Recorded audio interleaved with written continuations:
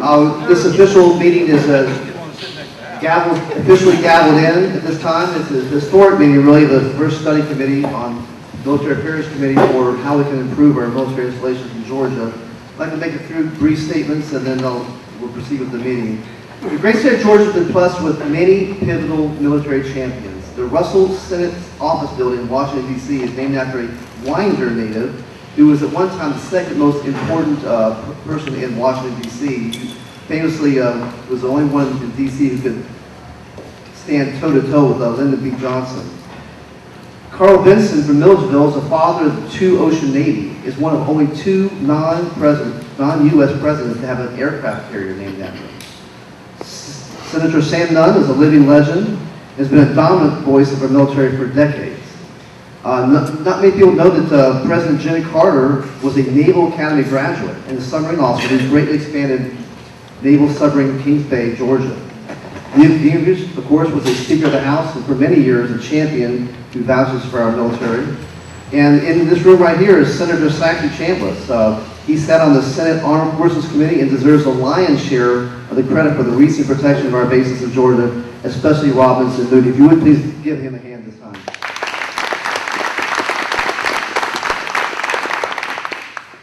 Due to these efforts of these past giants, Georgia should be also very proud that we have the second highest military participation rate of any state in the nation.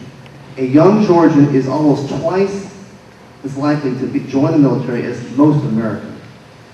With the mounting national debt and current drawdown of our forces, the need for the military to become more efficient has become critical. This threat is especially real as the military has lost literally $1 trillion in the last few years due to sequestration and the Budget Control Act. It's a sad truth our Army is as small as it was before World War II, our Navy is as small as it was before World War I, and our Air Force has never, ever been smaller. So we're here today not to talk really, but to listen, but I want to have just three people make brief remarks before we start our program. First is the chairman of this committee, site chair for Robbins Air Force Base, Shaw Blackmon. Thank you, Mr. Chairman. I just wanted to briefly thank everybody that is here today, and not only that, but there is an organization that does a lot of work behind the scenes here at the Robbins area in Middle Georgia, and this would not have been possible without them. But if you would help me in thanking not only Pat and Judy, General McMahon, but others from the 21st Century Partnership who helped with this.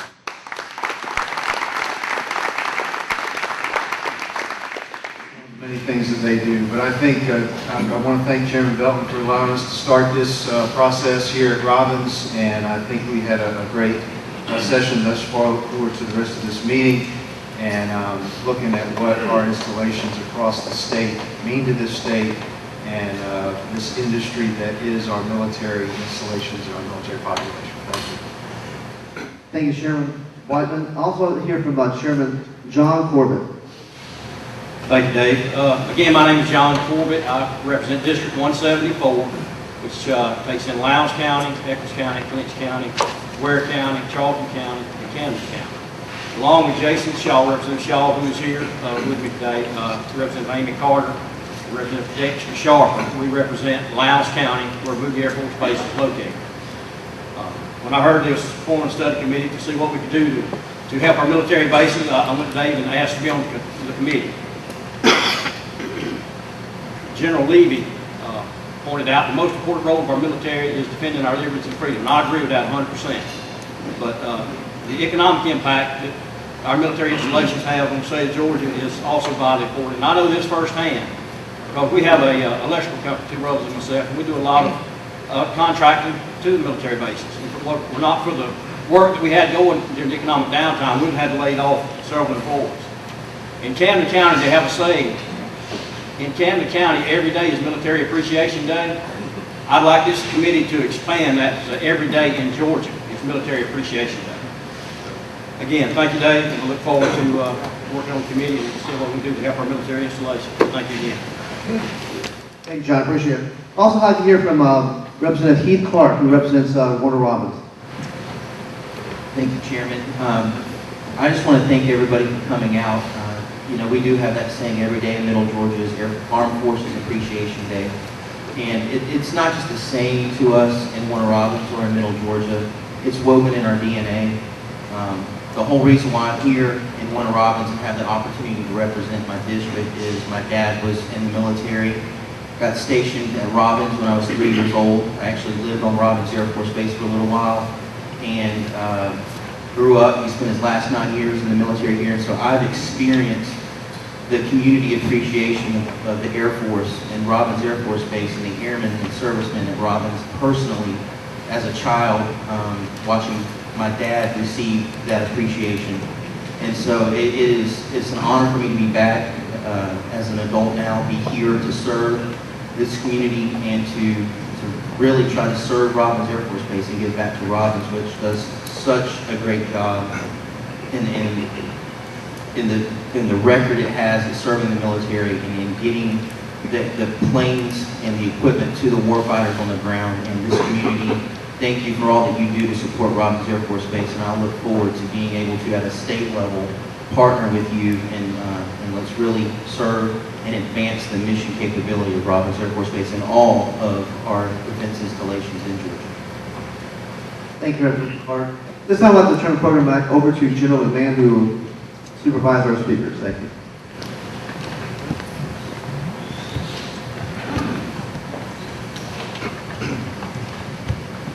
Thank you very much, Mr. Chairman. It's my honor to bring to the microphone, first of all, from the Valdosta area, the city manager, Ms. Manson. Go ahead, sir. Chairman Belton, members of the House Study Committee, and distinguished guests, good afternoon. Thank you for the opportunity to be here today and provide comments about Moody Air Force Base and its mission and its economic impact to our South Georgia region. Today I represent our South Georgia Military Affairs Council, which is made up of chamber and business leaders from Valdosta and Lowndes County, Nashville and Berrien County, Lakeland and Lanier County, and Adel and Cook County. Also the Moody Support Committee and its Executive Director, Mr. W. Parker Green, and the City of Valdosta and Lowndes County.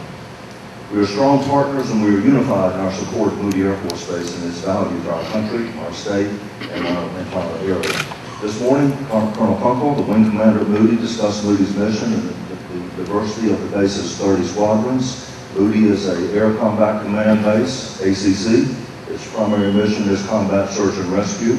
The airmen of Team Moody include the 23rd Fighter Group, which includes the 74th and 75th Fighter Squadrons. They are comprised of 49 A-10C Thunderbolts, the 347th Rescue Group, which is comprised of pararescue jumpers known as the PJs, the 41st Rescue Squadron, which is comprised of 13 HH-60G Pavehawk helicopters, which you heard Colonel Kunkel mention he previously flew earlier in his career, and the 71st Rescue Squadron, which is comprised of 9 HC-130Js. These aircraft last year totaled nearly 40,000 flying hours and 14,500 sorties. The value of the weapons that I just mentioned is $1.5 billion. It's housed at Moody Air Force Base. Moody is also home to the 93rd Air Ground Wing, AGAL. Colonel Kunkel discussed those. Their primary mission is battlefield maintenance and providing highly skilled ground combat forces capable of protecting installations and integrating air and space power. They provide security both inside and outside the wire at installations around the world in support of deployed missions. Moody also has a very large maintenance group with over 2,500 personnel, and they have a major asset next door. He discussed a Grand Bay bombing range at this facility. Training is conducted not only for Moody aircraft and personnel, but also for other Air Force, Army, and Marine personnel. Having the range minutes away from Moody's runway saves time, fuel, and travel, thus providing more time for training. There are 3 additional groups that are under Moody's command that are located, one at Davis-Montcalm Air Force Base in Arizona, one at Nellis Air Force Base in Nevada, and the warfighting range at Avon, Florida. All those assets belong to Moody. In January of 2015, Moody also received a new mission, the A-29 mission, which is training Afghan pilots in the A-29 aircraft.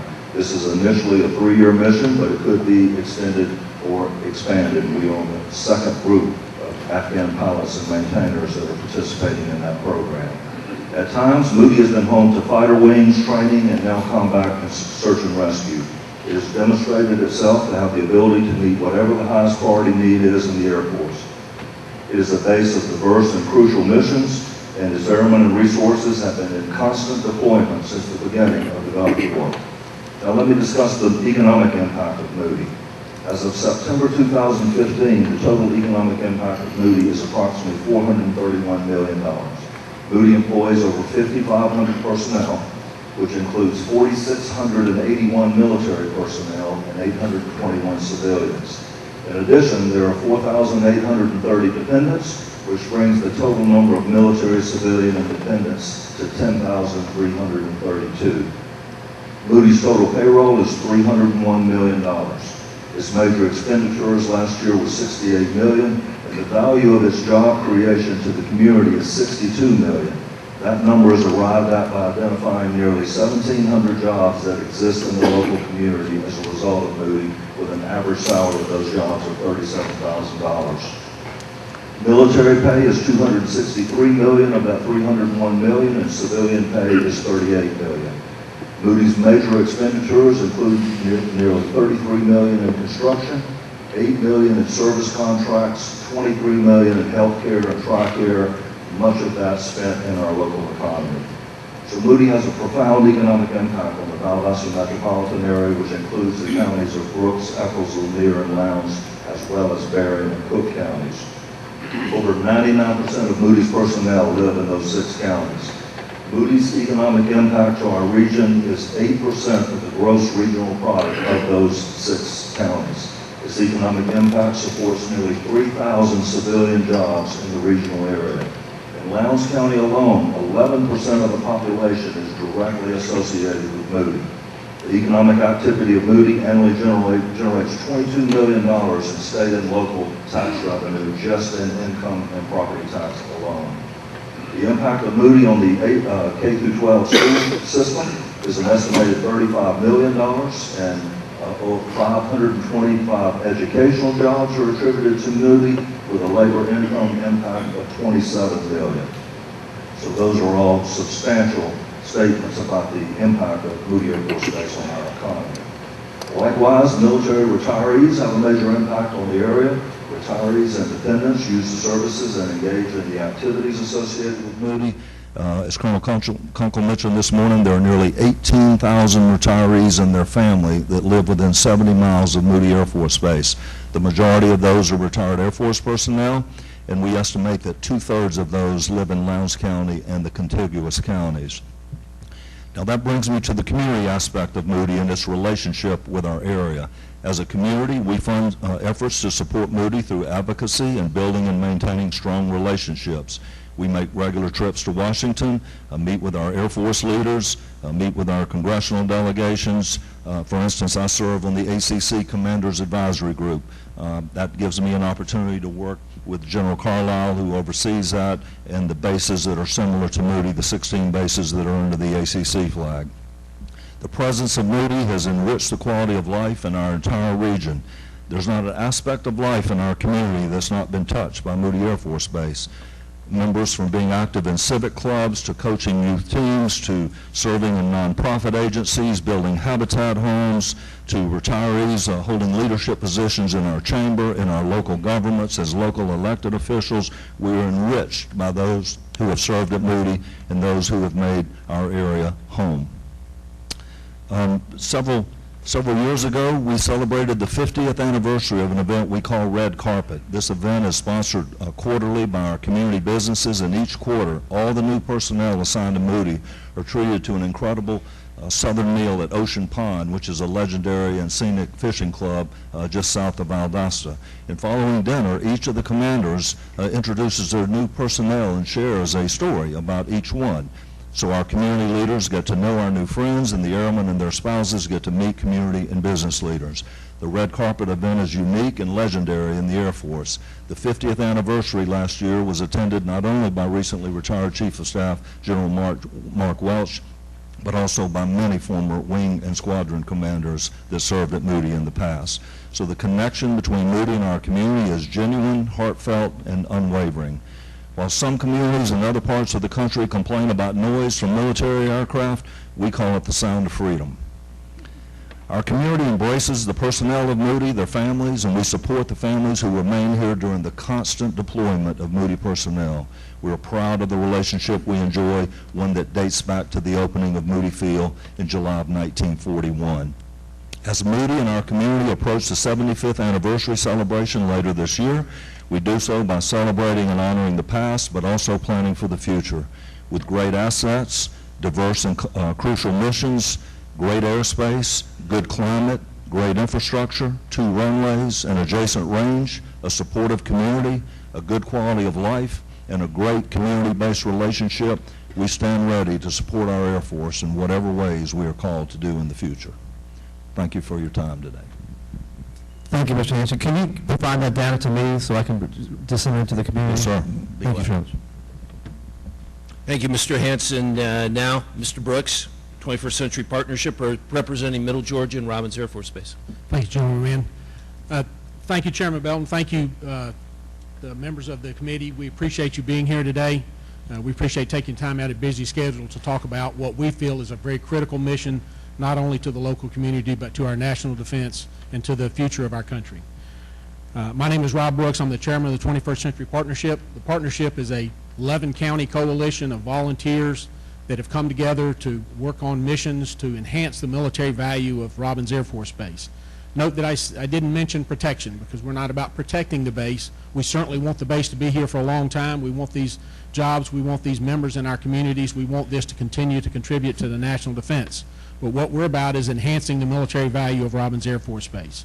And we need to do that by looking at ways to remove all the barriers from missions, the current missions and expanding missions at Robins, and look at ways to attract additional missions and make it as attractive to the Air Force as possible that they bring additional missions here to support national defense and to support the warfighters that are deployed around the country. I know that you had the opportunity this morning to meet with some of our great leaders at Robins and from Moody Air Force Base and look at some of the missions that they do here to support aircraft and aircraft systems deployed throughout the entire world. Virtually every aircraft that's ever flown in the Air Force at one time has come through the runway at Robins and been maintained and improved and enhanced here at Robins Air Force Base. We want to make sure that that continues to happen.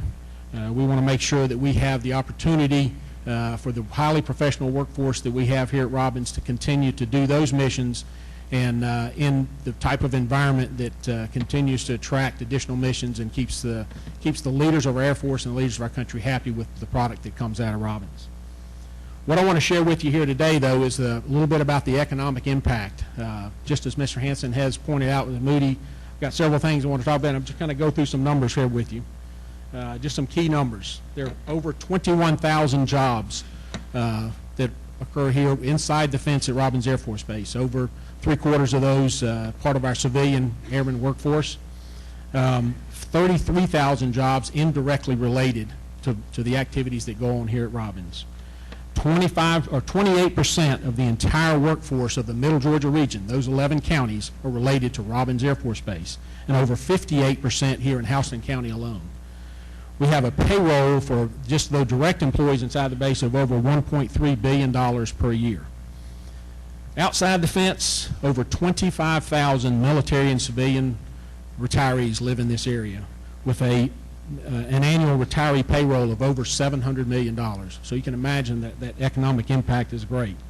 Overall, the region, for the economic impact for the Robins Air Force Base in our region is over $2.7 billion annually. So a huge impact throughout the whole state. But many of the Robins Air Force Base impacts we can't measure by dollars and by numbers. Robins Air Force Base personnel are integral parts and major contributors in our communities. Then our schools and our churches and our local businesses and our community organizations, things like Rotary and Kiwanis and Exchange Club and the Chamber and various organizations throughout that do great work throughout June. They're also great for our youth in serving as coaches and mentors and influencing our youth in youth sports, additional STEM activities, scouting, church groups, you name it. So just continue to be a part of that. And then above and beyond all that, it's great patriotic Americans that serve in our community and are our friends, and we want to continue to serve here, and we want to continue to support them while they're here. over the past few years, the partnership in the 21st Century Partnership, in partnership with the Air Force, with local governments, and with the community organizations, have tried to make expand opportunities and make improvements to the outside areas of Robins Air Force Base. Things like working on encroachment issues, working on air quality, STEM enhancements for our educational institutions, workforce development and recruiting for our highly professional workforce here at Robins, local transportation issues, public-private and public-public partnerships that support Robins and support the local communities, and enhancing communications about the activities at Robins Air Force Base and the successes that they have here, so that everyone in our community understands not only the impact to the local community, but they understand the impact to national defense and to the warfighters that are deployed around the world. But to be successful for that mission, for us to continue to enhance the military value at Robins Air Force Base, we need your help. Initially, through part of these committee visits and through your communications and through as you go back to your home communities and as the legislature meets next year, to help communicate the valuable activities and the work that occur here at Robins Air Force Base and how important it is to national defense, to our Air Force, to the finest Air Force in the world, and to the critical economic impact that occurs in our communities. But as we go further, we need your assistance to continue to work on issues that will enhance the military value of Robins Air Force Base, to ensure that we can continue to provide jobs here, that we can continue to provide aircraft and aircraft systems to the rest of the Air Force and even to our international partners. But we will also want to make sure that we create an environment here that is supportive of the personnel that work on base and the communities that they live in. We appreciate your time here today, and we hope that we have been able to answer your questions. We hope we can continue to communicate with you, and that as you finish up your work for the committee, that you'll be able to communicate that with the rest of the legislature, and we'll continue to see the great support that we have in the past from the state of Georgia. Thank you. Thank you very much, as well as if you could provide that statistical data, I sure appreciate it, share with the committee. Mr. Chairman, now I'd like to, for 5 minutes, open the floor for questions from the study committee for these two witnesses.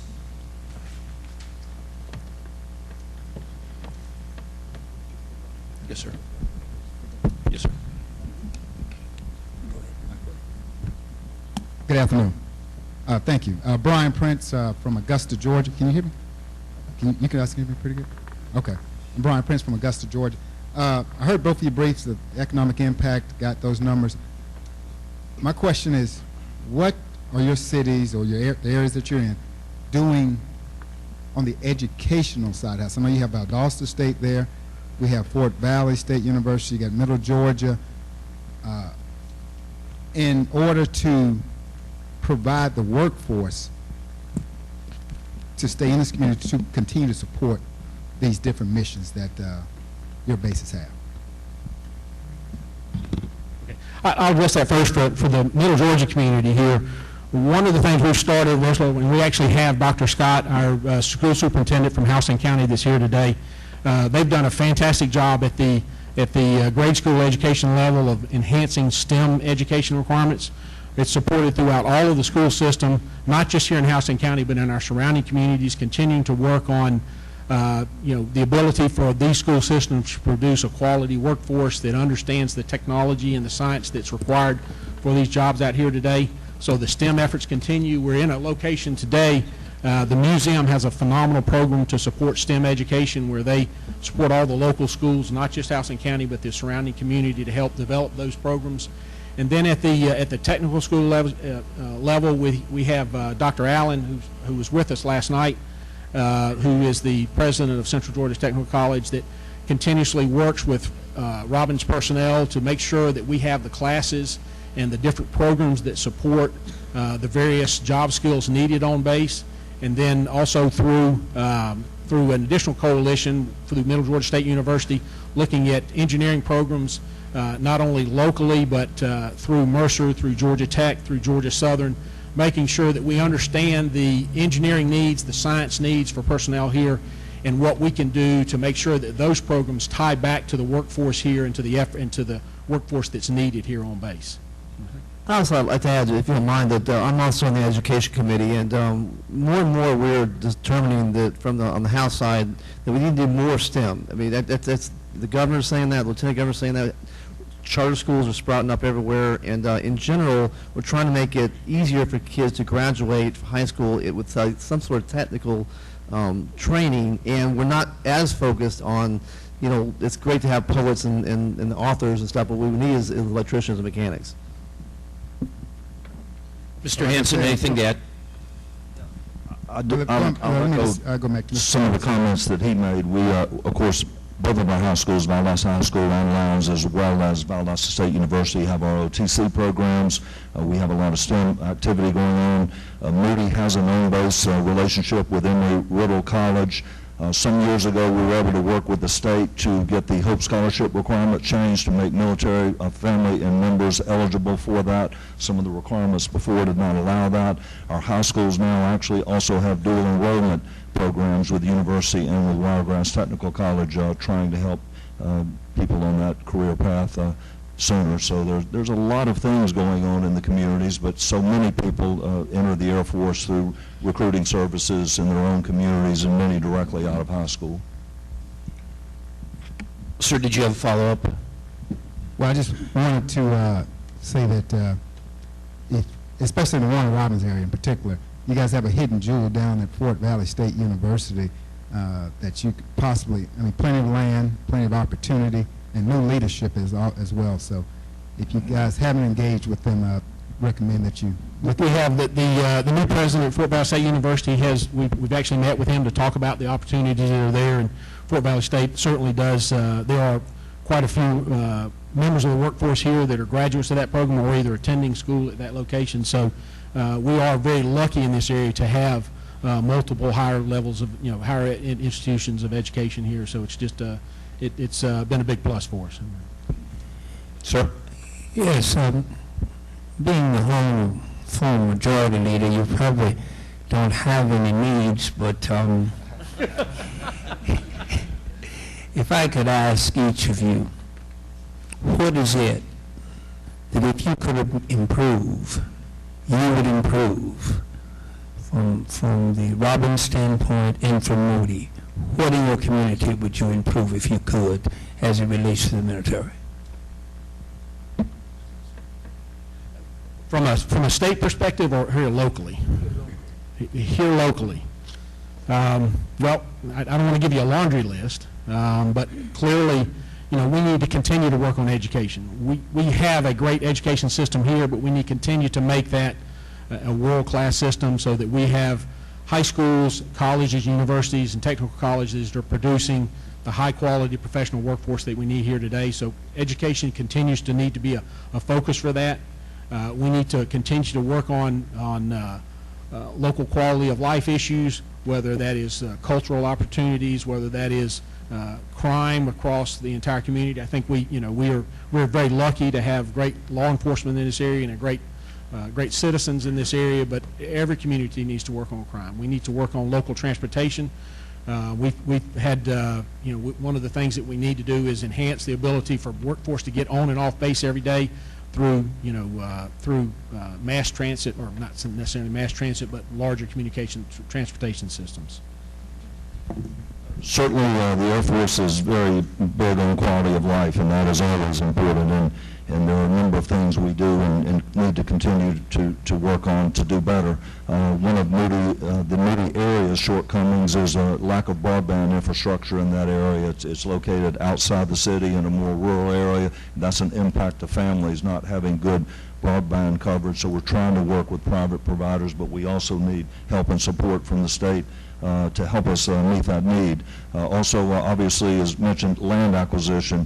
We've done some things from a local perspective, but we also need state support to meet some encroachment issue needs, as well as land acquisition to prepare Moody for future opportunities. And then transportation as well, from the community to the base. It's actually about 12 miles from Moody to downtown Valdosta. And actually, Colonel Kunkel and I have been working on an initiative trying to recruit Uber to Valdosta, because we think between Valdosta State University and Moody Air Force Base, we have some bigger numbers than a community of our size might ordinarily look like. So we're actually working on that, feel like we're making some progress.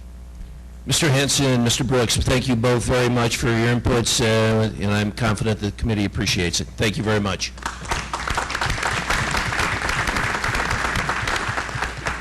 It's now my honor to call forward the Honorable Saxby Chambliss, the Honorable Will Ball, and Major General Retired Ron Smith.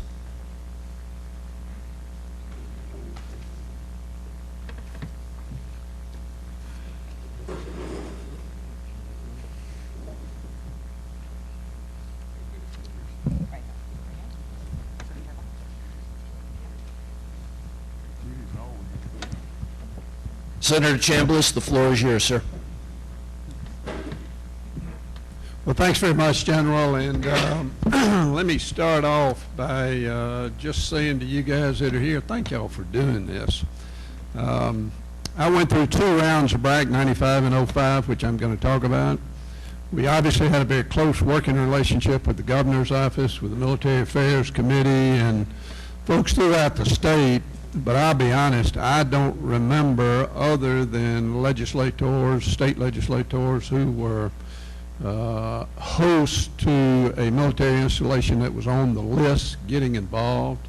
And your being here today sends a great message that you are interested, you do care about the entire state, irrespective of what section of the state you represent. So thank you for being here, and thank you, Dave, for putting all this together and for the tours y'all are making around the state.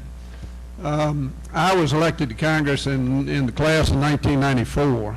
In that class, we all ran on the contract with America and said, this is what we're going to do in the first 100 days.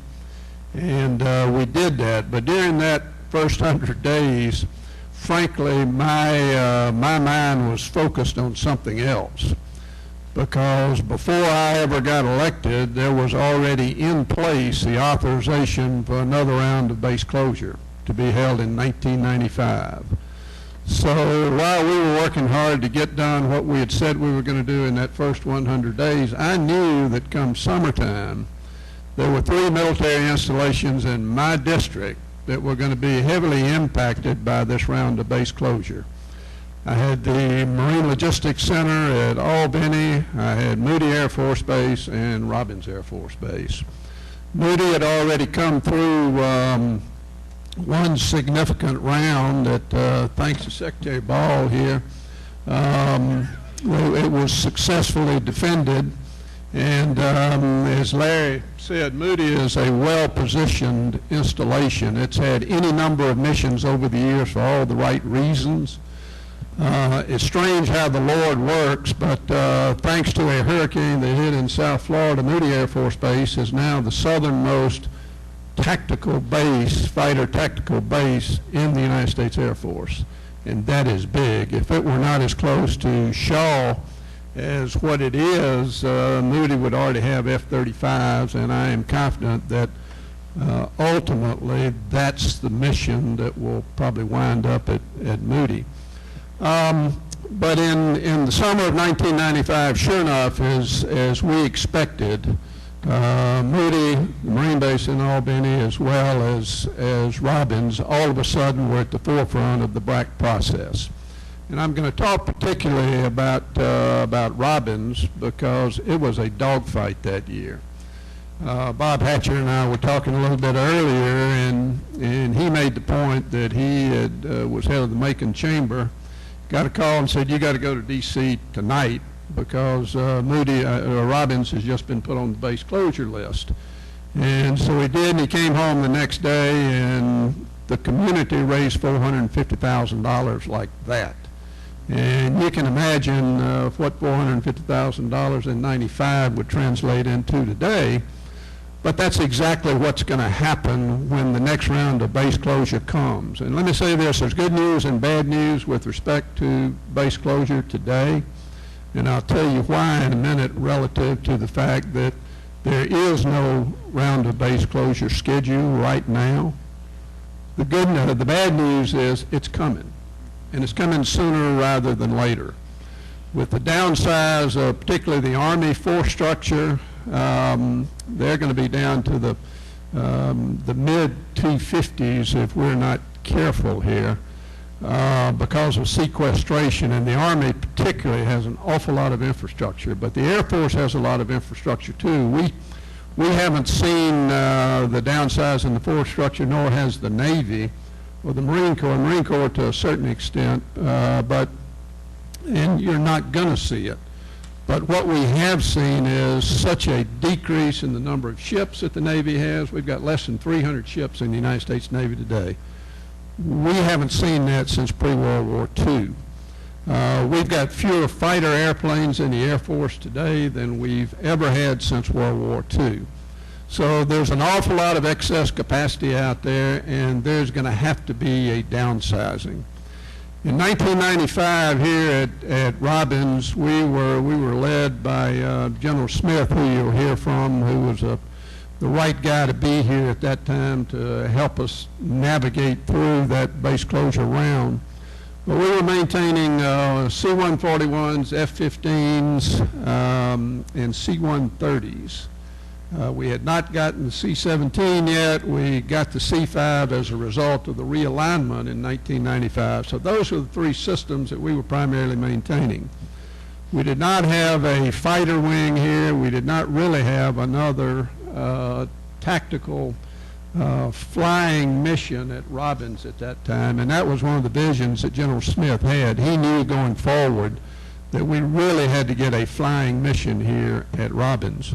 Well, we got into the 95 Bragg. There were 5 ALCs around the country. There was McClellan in California, there was Hill in Utah, and Tinker in Oklahoma, Robbins, and then Kelly Air Force Base in San Antonio. Bill Clinton was president, obviously, back then. We had all 5 ALCs put on the list, on the closure list. And the reason they were put on there is not because they were going to close all 5 of them, but all 5 of them need to be reviewed because they knew that there was excess capacity out there from a depot maintenance standpoint in the Air Force, and some hard and tough decisions needed to be made. So as we rocked along, it became pretty obvious that McClellan in California needed to be closed. There were lots of environmental issues and some other issues that from a maintenance standpoint that dictated that was going to happen. Well, for the first time in the history of BRAC, the White House all of a sudden gets involved. Bill Clinton's up for re-election in '96, and he knew that if a major military installation in California closed and all those people were put out of work, that it was not going to be good for him in California. So the Clinton administration stepped forward and said, rather than closing any of these 5 installations, what you need to do, committee, is you need to downsize all 5 of them. Well, what a dumb idea. And thank goodness those folks on the commission realized that. And at the end of the day, we saw the closure of McClellan in California and Kelly Air Force Base in San Antonio. The other 3 ALCs became stronger. We received the C-5 work here, and things looked pretty good for a period of time there. But frankly, with the process you have to go through, we all knew that it was coming again. And let me just take a step back, and I'll just give you the process right quick so when this happens, you'll see what's going on. Number one, the White House has to come forward and make a recommendation. They do it during the budget process that another round of base closure take place. The current White House, for the last 4 cycles, has requested at least 1 and usually 2 rounds of BRAC. Going back to 2012, they've made that request every year. The Congress has because of the Clinton situation and also what happened in '05, has not agreed to it. The second step is that Congress does have to agree to it. We have to authorize it, usually through the Defense Authorization Act, and then there has to be an appropriation of money to fund the process. So with the bad taste that was left in everybody's mouth relative to '95 and '05, there has not been an authorization or an appropriation of money for another round of BRAC at this point. Once the commission is set up after approval by Congress, then the Pentagon makes a recommendation of bases that go on that list. Committee reviews it. They can add bases to it like they did in '95. And then an ultimate decision is made. Guys like Will can tell you about some of the interaction of that committee, but at the end of the day, there's a report that's issued by the commission on which bases are to be closed, and then there's an up or down vote in Congress. The Congress has no authority to change the report, change the recommendations. Whatever bases are in there are going to be closed if the commission recommends it, and it's either a yes or no vote. There's not been a denial of the recommendation of a BRAC commission to this point in time, and I'm satisfied there won't be. We learned in '95, after we survived, about, and knowing we were going forward to have another round, we didn't know it'd be 205 then, but we suspected that'd be about the time frame. But we learned that there's some things you got to do. You got environmental issues around the base that have got to be dealt with. And here in Middle Georgia, we have had environmental issues from time to time. As you all know, you've dealt with non-attainment issues in different parts of the state. Middle Georgia was in non-attainment for a period of time. We had to deal with that and make sure we got that fixed. We had encroachment issues both here and at Moody.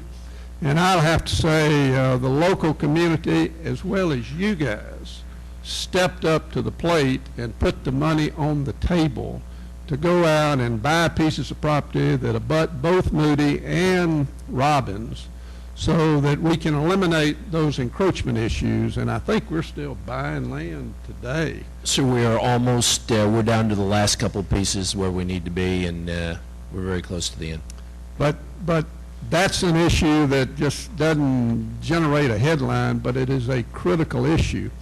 Well, anyway, we learned during the '95 process, and we were a little better prepared come '05. And thank goodness none of those three bases were on the under consideration in '05. But I'll never forget, we did have several bases that were on the list in '05.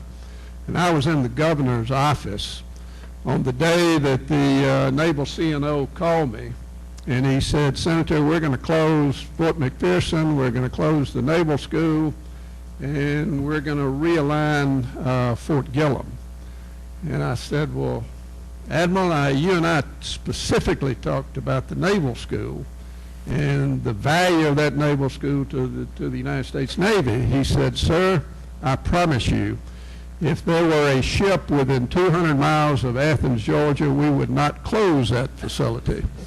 He went on to tell me that, we're going to consolidate all these schools in Newport, all these Navy schools in Newport, and that's what makes sense. We don't have to build any buildings, and of course it made sense the more he talked about it. Fact of the matter is, we came out okay. We weren't happy about it, but with the medical college taking over that installation and y'all putting the money behind it, it's a huge asset right on. But a point I want to make there is that after he told me they were going to consolidate all those schools in Newport, here 4 or 5 years later, I see an appropriation for the construction of a naval supply school in Newport. And damn it, that's not the way this BRAC process is supposed to work, but that's what happened. So 2005 was a lot different because we were prepared for it, and y'all did participate in a financial way that really made a difference. I'll close by saying that an asset that we've got right now is the leadership in the Air Force. I don't know General Goldfein like I did General Welch. Mark Welch was a tough guy, a fighter. And he and I had a couple of battles over A-10 and some other issues which we were able to discuss as professionals, but boy, I like that guy. And he was a real champion, and he has the Air Force on the right track. And I'm sure General Goldfein, knowing his reputation, is going to do likewise. But the leadership from a depot standpoint is just as good. There was some angst here at Robbins among some of these folks here today when we had the restructuring of the depot system, and we moved from a 2-star to a 1-star here at Tinker and at Hill, and there's a 3-star located in Tinker. The angst was that, gosh, Robbins is fixing to close. Tinker's getting an advantage over us. General Litchfield was exactly the right person to be that 3-star. And I am just as excited about General Levy and his commitment to the 3 LCs in the Air Force today. With the Air Force Reserve located here, and now our new General Miller taking over, the base from a mission standpoint is more secure because of the Air Force Reserve being here. And then our base commanders, I mean, golly, you got 3 of them right here today, and I started out with Smith back then in 95 and 96, and I didn't think we could get any better when he left. And dadgum, the next one, in his own way, was a little bit better than him, and so forth and so on. General Goddard's here, and General McMahon. These are just such top-notch people, number one, and such great leaders that they have made the depot system here successful. And we're getting in a new guy in General Kubinek who we know because he's been here, and I'm satisfied that leadership's going to continue. Thank you. Sir, thank you very much for your comments. Secretary Ball, anything to add, or just go straight to questions, sir? Let me just add, Senator Chambliss was such a strong member of the Senate Armed Services Committee. He was also Vice Chairman of the Intelligence Committee. His fingerprints are on a lot of decisions made over the last 20 years affecting Georgia's installations. This very significant impact of the Army, the Cyber Command being headquartered at Fort Gordon, among others, reflects his involvement and expertise in cyber warfare issues. So he's, it's great that you have invited him. He's a tremendous asset to the state of Georgia, a great asset I like to think of to this team and to this mission. So, Mr. Chairman, that was a good judgment to include him. And I will just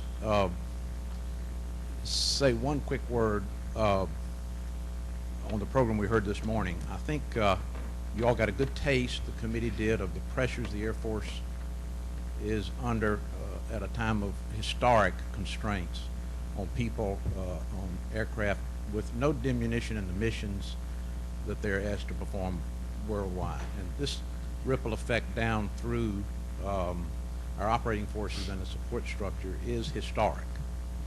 And so that's why the supportive role that the state and our communities can play in strengthening the military value, enhancing the military value of installations, and providing real tangible support to all of our services is critical.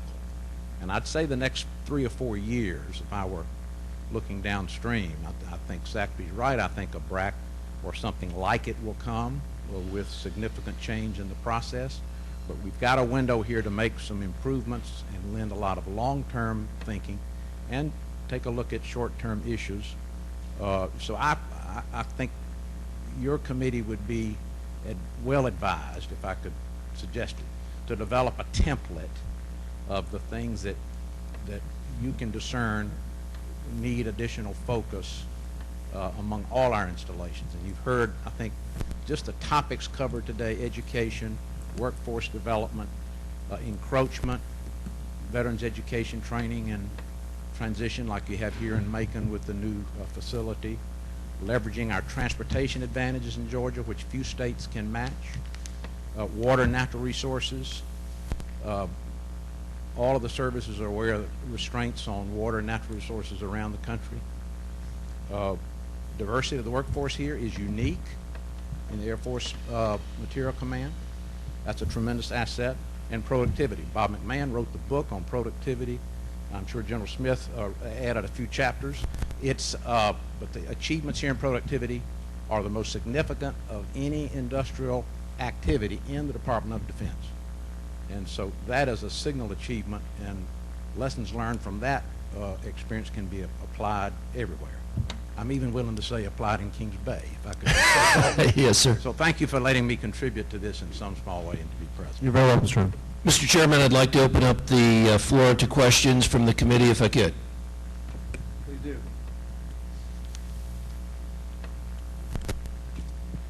I'll just start off. Senator Chambliss, even though we lost 4 bases the last alignment closure, Gillum, McPherson, Navy Dobbins, and Navy Athens, we actually gained soldiers by the added division at Fort Benning. Can you speak to that at all, sir?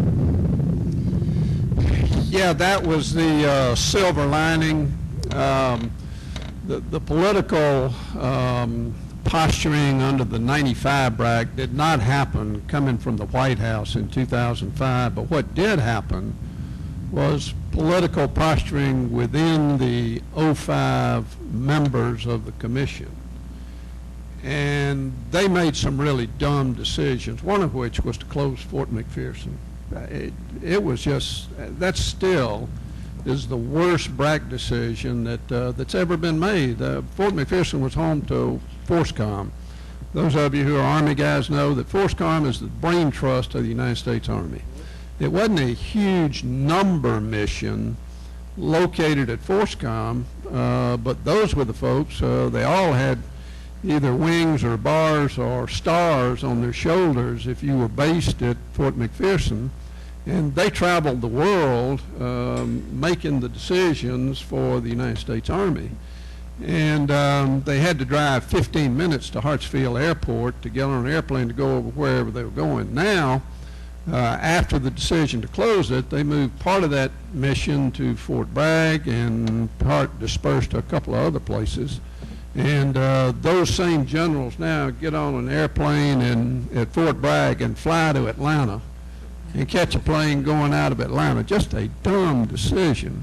But anyway, they did give us a carrot by moving, and it was a good decision for all the right reasons, moving the Armor Center from Fort Knox to Fort Benning. And net, we gained 10,000 soldiers and their families, and then a corollary number of civilians at Fort Benning after '05. So, yeah, we were a winner from that standpoint. Quick question, Mr. Chairman. Thank you all for being here. Real quick, Senator Chambliss, really appreciate you making the effort to be down here with us today, not only for today, but thank you for what you've done for our nation and for our defense communities across the state. When Wiggins calls, Shaw, you just, I know he's old and decrepit, but when he calls, you still say yes, sir. I think he orchestrated that sound of freedom we just heard up above the hangar here. Just having grown up here, obviously, my grandfather having worked on base, and all of us having respective allegiances, y'all all may be able to answer something this to our respective bases. We got to get back to the table, and Secretary Ball, you touched on some key components, but we've got to get back to the table and look at some things legislatively that we need to do specifically in Georgia. We've done a lot. Governor Deal, being a veteran, has taken a lead role, and you, Secretary Ball, and obviously members of the legislature. But are there anything specific legislatively that you think we could focus on that would benefit our defense communities and our military?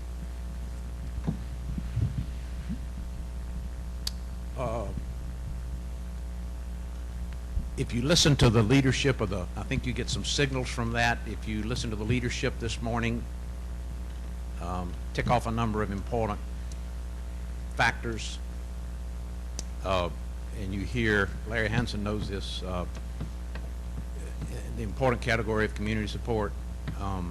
It's not a legislative issue, but I remember the wing commander before, Colonel Kunkel, said community support's so good in Valdosta that the community has solutions to problems that we don't even know exist yet. So that's all about relationships and helping our installations understand solutions that we want to bring to the table when the time is right. And they cover the spectrum of some of the things that I mentioned there. When the governor had the installation commanders come in April, and the wing commanders, installation garrison commanders and installation bosses, he had them each stand up and mention 2 or 3 things that are important going forward, beyond the big national debate over the budget and sequester. And so they all fit into these, they fit into a category that, for lack of a better term, is enhancing the military value of the installation at a time when these budget constraints are tougher than ever before. And I think our ability to make sure our congressional delegation understands the strength of our communities and the importance of the relationships that we have throughout the state is critical. And so further engagement, Larry Hansen, to use another example, just got put on the advisory committee for the Air Combat Commander. We've got relationships all through the state that are important, and to the extent that the committee can identify some relationships that it has and can encourage among decision makers, that's critical. If I might, Mr. Chairman.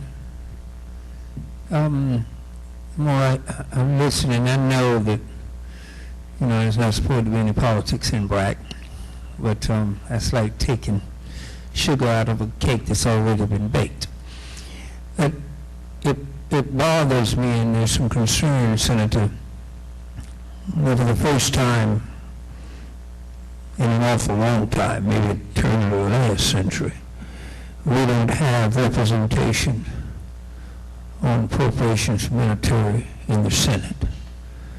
So I think it's incumbent, and that means we have to do even more. And since we don't have someone there on the site in the Senate, the unity and the work becomes even more imperative, because I'm sure you're familiar with it, sometimes in spite of how hard you fight. When the Army told us down in Fort Stewart they were sending us a brigade, our community put $100 million in loans, expenditures, etc. And after $100 million was spent, we were told, well, we changed our mind. We almost broke one bank, put a lot of people out of business. So it would have been even worse had you not been around. I'm terrified if you're not around.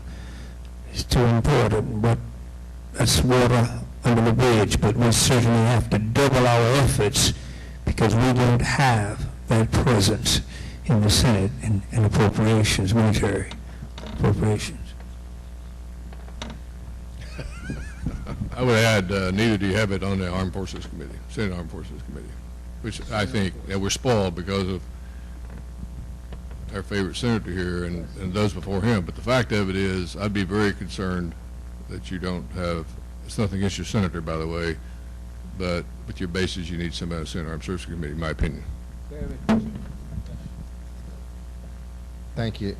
One thing I just add quickly, Mr. Representative Williams, that Senator Isaacson has done since Senator Chambliss has departed the Senate. He organized all the members of the Georgia congressional delegation, Mr. Bishop and Mr. Scott, who were here this morning, they're on it. He organized a defense group with both senators. They meet every 6 weeks or so and invite in a new DOD leader that has an interest in Georgia and sit around the table and have an informal discussion. So I know General Carlisle has done that. He's had the Commandant of the Marine Corps. He's done a series of these.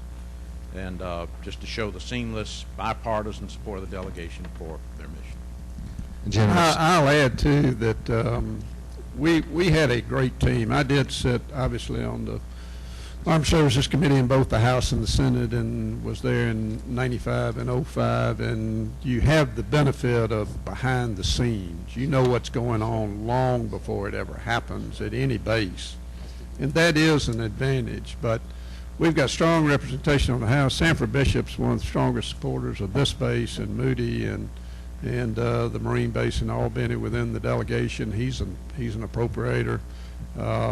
Tom Graves from North Georgia heads the Defense Appropriation Committee. Is likely to head it. Excuse me. Let me rephrase that. He's on the committee now.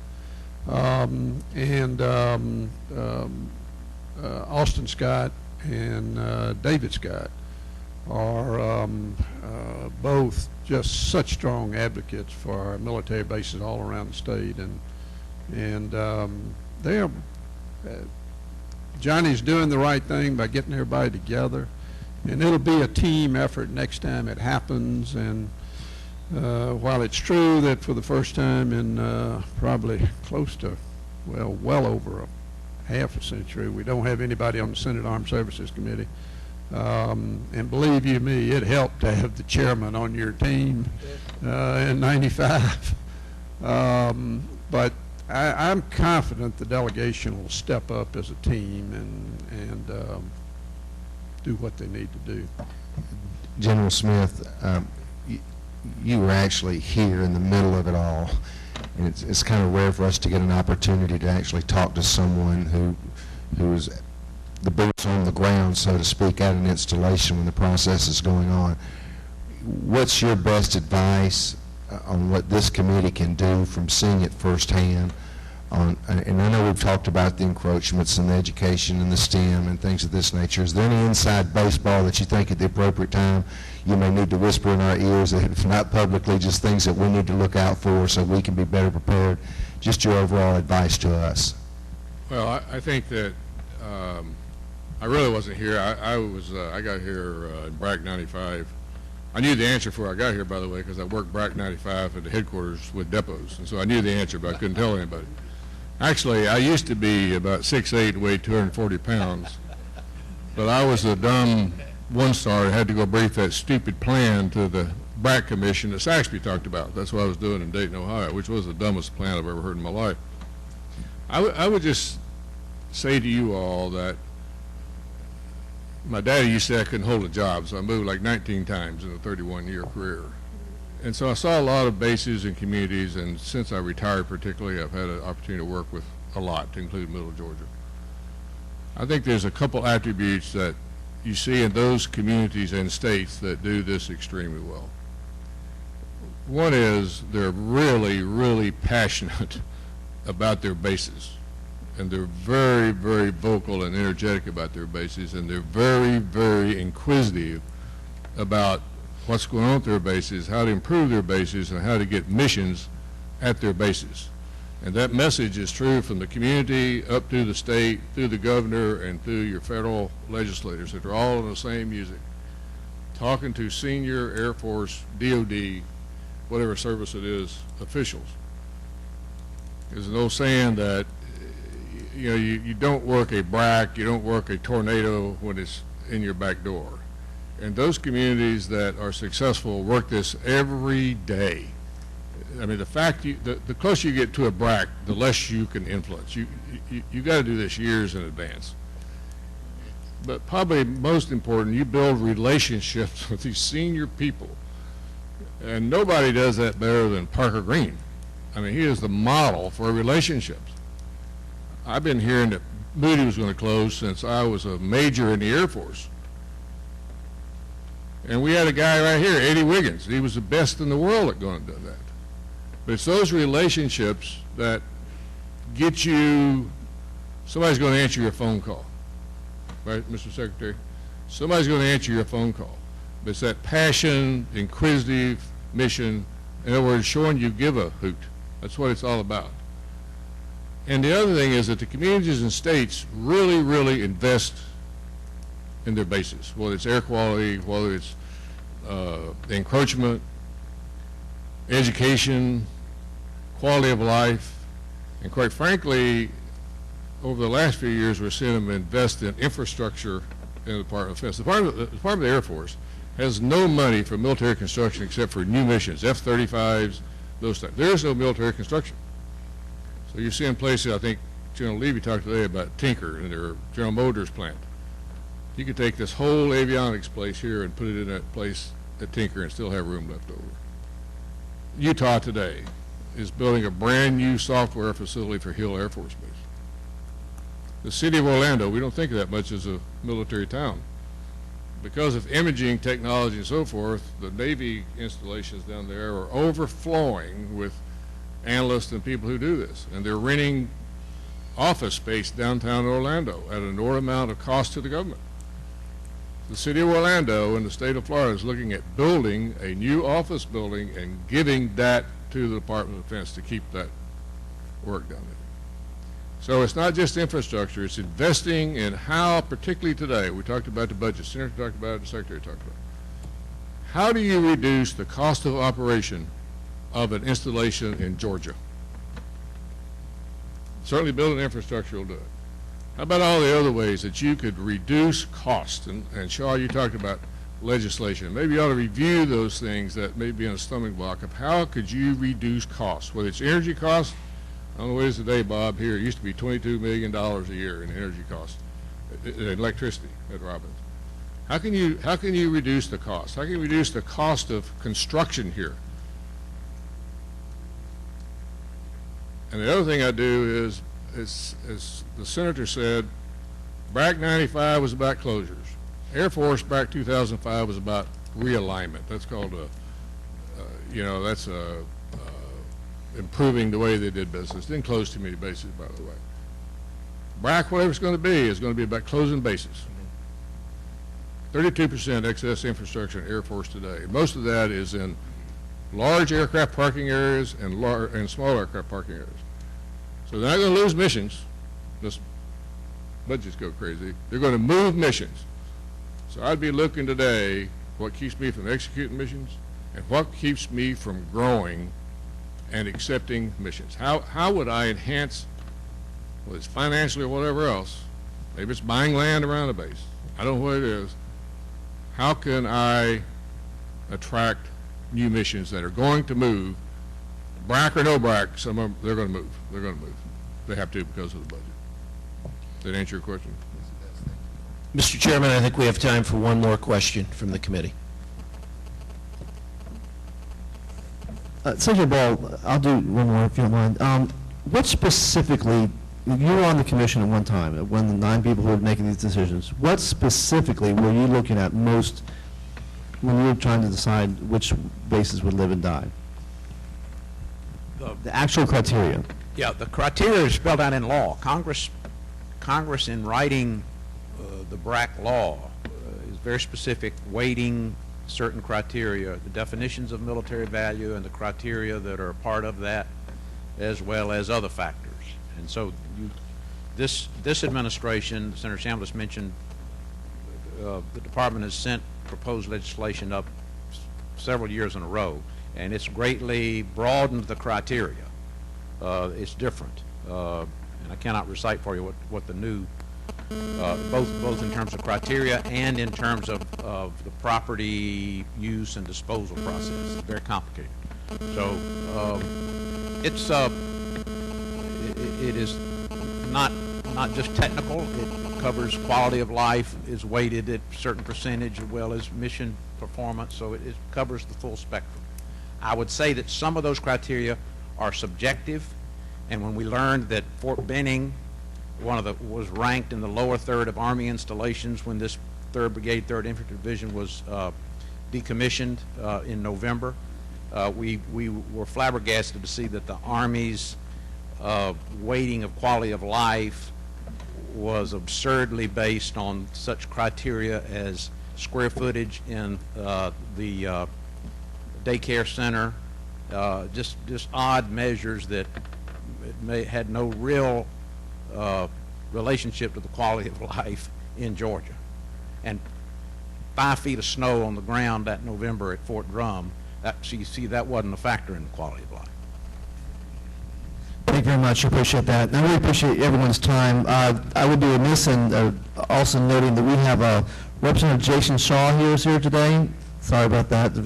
Forgot to mention you. Also, Representative Robert Dickey is here today. And also Judge Larry O'Neill is here, the former Majority Leader of the House.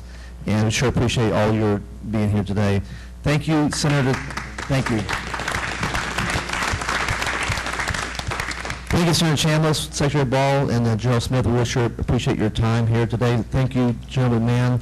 You can see we all have a great deal of work ahead as we grow and enhance the military value of our bases in Georgia, as well as serve the needs of our warfighters.